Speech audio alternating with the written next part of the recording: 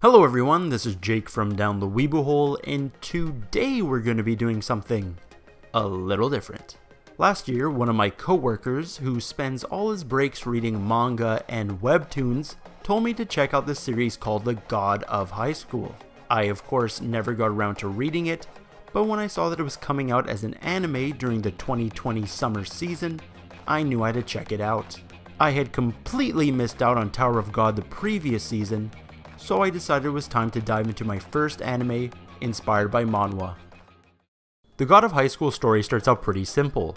There's this martial arts tournament being held by a devious corporation who have the power to grant the winner's wish. Several high school students from South Korea come together to compete in this tournament. First, the competitors fight at a regional level, then a national level, and then the top 3 for nationals will duke it out at the world tournament. The tournament, of course, is just a front for the shady corporation who have their own motives. God of High School feels like your typical battle shonen. Our main character Jin Mori is heavily inspired by Goku and Luffy in terms of personality. He's got that happy-go-lucky type of attitude, but will do whatever it takes to protect his friends. Mori looks like if Tai from Digimon decided to dedicate his life to Taekwondo. I actually really like Mori's design, and I think it works very well for a main character. He's a likable guy, and he's got this great quirk where he imagines people's life stories when he helps them. In episode 1, Mori decides to help an old woman who has been mugged and imagines that she had this horrible past, which leads him to try his best to help her. This moment gave me a nice chuckle. I do think the first episode really knocked out of the park and did a great job of getting me interested in the series. The episode had great animation, cute comedic moments, and episode 1 quickly establishes Mori and the other 2 main characters, Han Dae and Yo Mira. Dae is what I consider the big brother of the group. He is much more calm than the other main characters, and karate is his fighting style. Mira, on the other hand, is a bit more of a hothead, and practices in the Moonlight sword style. I got some pretty bad Sakura vibes from Mira during this season, which worries me. Hopefully she doesn't follow down Sakura's path, and instead she actually becomes a powerful character that can rival both Mori and Dae. The 3 of them have nice chemistry, and their relationship is the best thing about the anime. Seeing them grow stronger thanks to their friendship was heartwarming. All 3 of them are displayed as good people with selfless wishes, so it's easy as a viewer to root for them during the tournament. Sadly, the tournaments in this series suck. The most important part of any tournament arc for me is how the participants interact with one another. Because the series is only 12 episodes long, every fight feels rushed, and every opponent for our main trio feels irrelevant.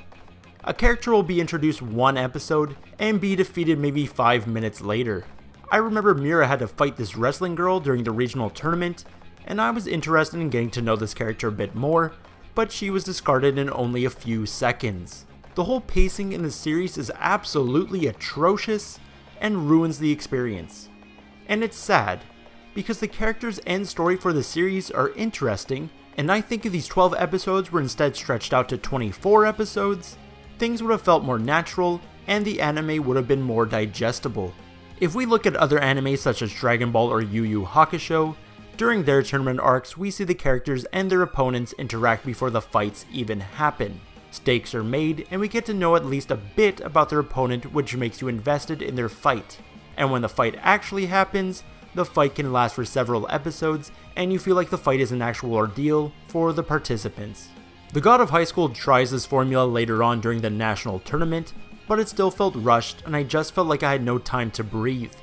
It's the same issue I had with Megalobox. There are all these fights happening, but the anime didn't spend the time to make me care about them. And it's a shame, because the fights in this series are beautifully animated. This series definitely excels with its fight choreography.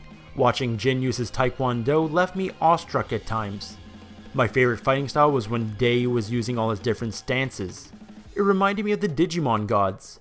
Sadly, it feels like this anime was too busy with trying to display a cool style than having any actual substance. The power system in this series is called Chikiriki. I'm just going to call it borrowed power since it's easier to say. Borrowed power is introduced around episode 3, and what it does is allow the user to use the power of the gods. I think it's a pretty awesome idea, and I like that the series is borrowing real-world mythology. It was fun seeing what gods were associated with which character, and how their fighting styles developed thanks to that god. When I started the series, I felt a bit frustrated because I couldn't grasp onto the power system. One of the practitioners was able to use his freaky clown spirit early on, and I was like, what? Why can't this guy use a stand? I'm happy they explain the power system later on though. I'm still confused on why Mori is able to kick blue dragons from his feet, and Mira can cut people with air. I thought it was due to their borrowed power, but it looks like it's just their own fighting techniques. Now in terms of story, the regional tournament begins pretty straightforward, with a few twists, but the anime starts to get a little more complex during the national tournament. Another faction starts to get in the way of the corporation holding the God of High School tournament, and Mori and friends get pulled into the conflict. I wouldn't call it the most complex story so far, but I definitely want to see the answers to the questions that they do present us with. I also want to see just how powerful our heroes can get from using these borrowed powers. Now it's time to talk about the thing I hated the most about this series. There are Crunchyroll and Webtoon ads splattered everywhere around the tournament. I absolutely hated this. It ruined my immersion every time I saw it. I don't know if they thought this was smart product placement, but to me, it came off as cheap and intrusive. It just made the anime feel like a big ad. But you know what I did like? This nurse. She has a nice Hime hairstyle.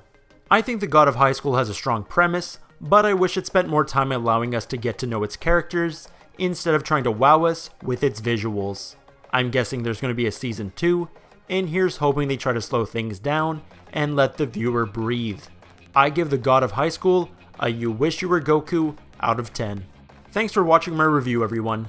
Let me know what you think about the series in the comments below, and please subscribe if you haven't already. Also be sure to follow us on Instagram and Twitter, and join the Discord if you want to talk about the God of High School or any other anime. Take care everyone. Fly away now, fly away